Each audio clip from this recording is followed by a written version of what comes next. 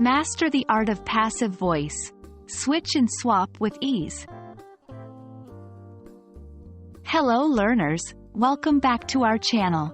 Today we are diving into a crucial and often misunderstood area of English grammar, the passive voice. Specifically, we're going to practice rewriting sentences in the passive voice with a focus on using the past participle.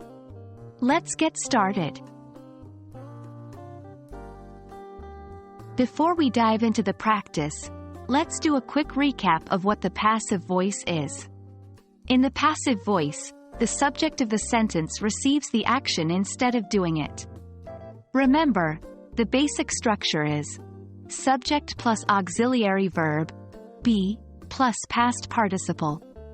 For instance, instead of saying, John cleaned the room, active voice, we can say, the room was cleaned by John, passive voice.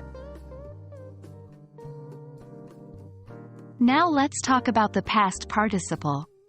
This is the form of the verb that usually ends in ed, for regular verbs, and is used after be, in the passive voice.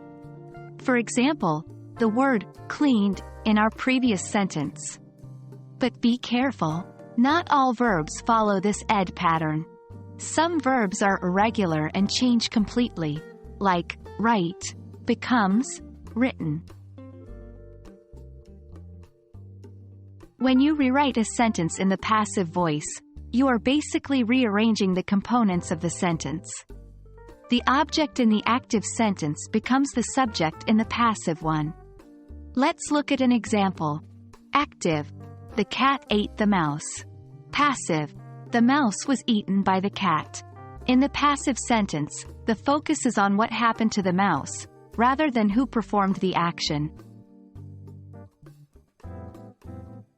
Now that we've covered the theory, it's time for some practice. I'll give you sentences in active voice, and your job is to convert them into passive voice. 1. She baked a cake.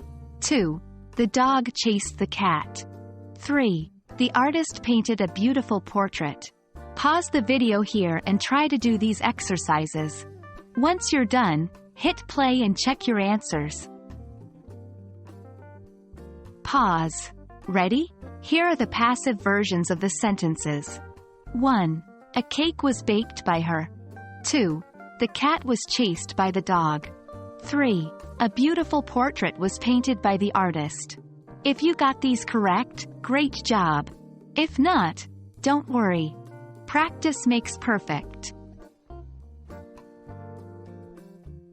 That wraps up our lesson on rewriting sentences in the passive voice with a focus on the past participle. Remember, mastering the passive voice can make your English more versatile and nuanced. So keep practicing, and you'll get the hang of it in no time. As always, thanks for tuning in, and we look forward to seeing you in our next lesson. Happy learning!